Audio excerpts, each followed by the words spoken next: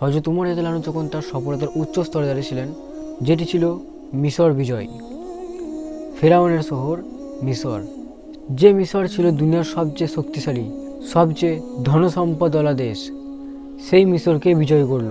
কিন্তু at the same time ইসলামের সবচেয়ে বড় কমান্ডার হজরতে খালিদ বিন ওয়ালিদ, যিনি তার শেষ মুহূর্ত বিছানায় কাটাচ্ছিলেন।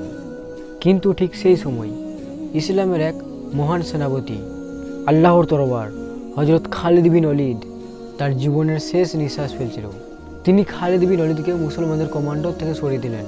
কিন্তু এই ব্যাপারে খালিদ বিন ওয়ালিদ কিছুই বলল না। খালিদ বিন ওয়ালিদ, যে সারাটা জীবন যুদ্ধে কাটিয়ে দিয়েছে, তার শেষ জীবনটাকে কোরআন এবং দিন শিক্ষাতে নিয়োগ করতে চাই, সময় লাগাতে চাই। কিন্তু তার শেষ জীবনেও শান্তি ছিল না, কারণ সেনা থেকে বিদায় নেওয়ার পরেই এক রোগে তার সব সন্তান মারা যায়। তার সব ছেলেদের একে একে কবর দিতে হয়েছিল। শেষে শুধু তার 3টে ছেলেই জীবিত ছিল। তাদের মধ্যে একজন পরবর্তী হযরত আলী রাদিয়াল্লাহু আনহুর সেনাবাহিনীতে সিফফিনের যুদ্ধে শহীদ হন। শেষ সময় ঘনিয়ে এলো। দূর দূর থেকে লোকেরা হযরত খালিদ বিন ওয়ালিদ রাদিয়াল্লাহু আনহুকে দেখতে আসছেন। তার মধ্যে যখন তার একজন ঘনিষ্ঠ বন্ধু এলেন, খালিদ রাদিয়াল্লাহু আনহু তার শরীরের ক্ষতগুলো তাকে দেখালেন এবং বললেন, তুমি কি দেখতে পাচ্ছ এমন কোনো জায়গা যেখানে তরোয়ার আর বর্ষার দাগ নাই? বন্ধুটি অবাক হয়ে বলল যে আপনার পুরো শরীরই তো ক্ষতবিক্ষত হয়ে আছে। তখন খালিদ বিন ওয়ালিদ রাদিয়াল্লাহু আনহুর চোখে পানি চলে এলো এবং তিনি বললেন, প্রতিটা যুদ্ধে আমি আপ্রাণ চেষ্টা করেছি শহীদ হওয়ার। একা ঘোড়া নিয়ে হাজারো শত্রুর মাঝে ঢুকে পড়েছি, কিন্তু দেখো, কেউ আমাকে হত্যা করতে পারেনি। আজ আমি এক অসুস্থ উটের মতো লজ্জায় মরছি।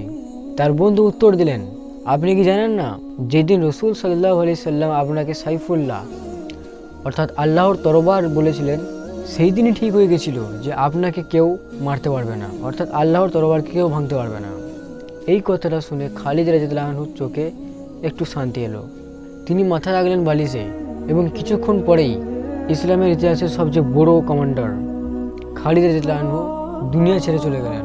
সেই মানুষ, যেই মানুষকে বিশ্বের সবচেয়ে বড় সাম্রাজ্য রোমান সাম্রাজ্য এবং পারস্য সাম্রাজ্য পর্যন্ত ভয় খেত, সেই মানুষের ঘোড়া থেকে কিছুই নেই, শুধু একটি ঘোড়া এবং কিছু তরোয়ার। যখন তার মৃত্যুর কথা মদিনায় পৌঁছায়, মদিনার নারীরা জোরে জোরে কাঁদছিলেন।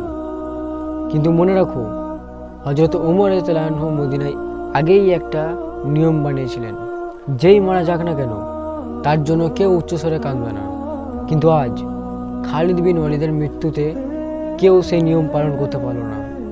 যখন হযরত ওমর রাদিয়াল্লাহু আনহু বাইরে বেরিয়ে দেখলেন যে কার এত চিৎকার করছে, কে মারা গেছে, তখন বলা হলো, আপনার সেনাপতি আল্লাহর তরবার খালিদ বিন ওয়ালিদ। এই কথা শুনে হযরত ওমর রাদিয়াল্লাহু আনহু স্তব্ধ হয়ে গেলেন আর অনেকক্ষণ সেই জায়গাতেই চুপ দাঁড়িয়ে থাকলেন এবং কিছুক্ষণ পর বললেন যে কেউ যদি খালিদের জন্য কাঁদে তাকে আজ কাঁদতে দাও। এমনকি বলা হয় হযরত ওমর রাদিয়াল্লাহু আনহু নিজেও কেঁদেছিলেন। এদিকে মৃত্যুর আগে খালিদ রাদিয়াল্লাহু আনহু নিজের সব সম্পত্তি হযরত ওমর রাদিয়াল্লাহু আনহুর হাতে দিয়ে গেছিলেন, যা তিনি ন্যায়ভাবে ভাগ করে দেন।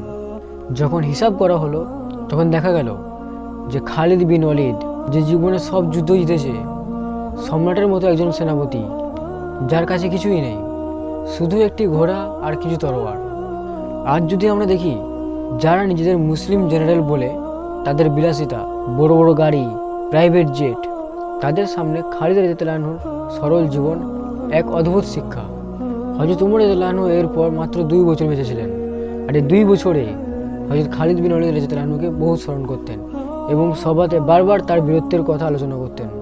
একবার আরবের এক বিখ্যাত কবি তার সামনে এলো এবং তিনি সেই কবিকে বললেন যে খালিদের বীরত্বকে নিয়ে একটি কবিতা পড়ো। কবি উচ্ছ্বাসে কবিতা পাঠ করলেন এবং তা শুনে হযরত ওমর রাদিয়াল্লাহু আনহু কেঁদে ফেললেন। শেষে ওমর রাদিয়াল্লাহু আনহু কেঁদে বললেন, তোমার শব্দগুলো খালিদের বীরত্বের সাথে ন্যায় করতে পারল না। এই ছিলেন আল্লাহর তরবার খালিদ বিন ওয়ালিদ রাদিয়াল্লাহু আনহু, এক যোদ্ধা, এক সাধক, এক কিংবদন্তি, যিনি বুকে অসংখ্য ক্ষত নিয়ে বলেছিলেন, আমি মৃত্যুকে খুঁজছিলাম যুদ্ধের ময়দানে, কিন্তু মৃত্যু আমাকে খুঁজে পেল বিছানাতে।